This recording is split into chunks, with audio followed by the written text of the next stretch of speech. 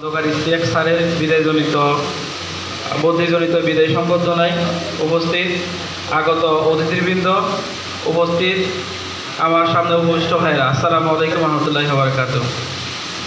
আমি শুরুতে একটু ব্যথিত হচ্ছি এই কারণে যে আমাদের ডিসি স্যারের মতো ডিসিকে আমরা নোয়াখালী থেকে হারাচ্ছি,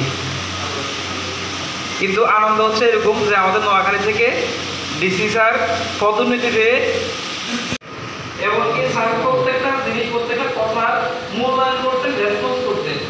স্যার আমাদের ক্রীড়া সংস্থার আহ্বায়ক ছিলেন। আমরা যখনই ক্রীড়া সংস্থার কোনো একটা বিষয় নিয়ে স্যারের কাছে যাইতাম, স্যার আমাদের কথাগুলো মনোযোগ দিয়ে শুনতেন, এমনকি সাথে সাথে পদক্ষেপ নেওয়ার জন্য চেষ্টা করতেন। তো আমরা স্যারের উজ্জ্বল ভবিষ্যৎ কামনা করি। পাশাপাশি স্যারের প্রতি আমাদের উদ্যোগ আহ্বান থাকবে, আমাদের নোয়াখালী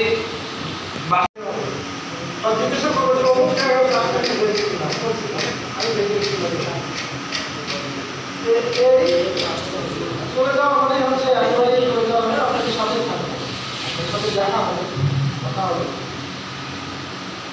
আর এখানে অন্যান্য যেগুলো ক্ষেত্রের কথা বললাম, শিক্ষা, আমি শিক্ষাতে খুব গুরুত্ব দিই এই জন্য যে আমাদের আসলে আলটিমেটলি কাজ করতে হবে শিক্ষা।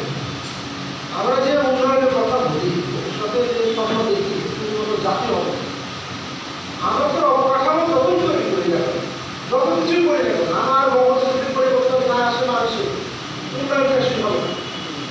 আমাদের শিক্ষার জায়গায় বেশি গুরুত্ব দেওয়া উচিত।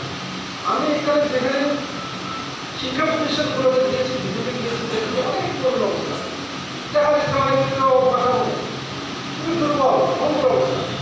অনেক ক্ষেত্রে যে শিক্ষক আছে, অনেক ছাত্র নেই, ছাত্র কয়েকদিন আগে একটা চিঠি দিয়েছে, মাত্র ছাত্র 130 জন মতো ছাত্র, 10 জন শিক্ষক শিক্ষার্থী, প্রাইভেট স্কুলে রয়েছে। এই ধরনের এই সংগঠনে আসলে তাদের সাথে আমরা ক্রীড়া সংস্থা নিয়ে প্রায় 4 মাসের মতো কাজ করার সুযোগ হয়েছে। তো এই কথাই যেটি বলেছিলেন, আমরা তাদের প্রথমে 2টা মিটিং আমরা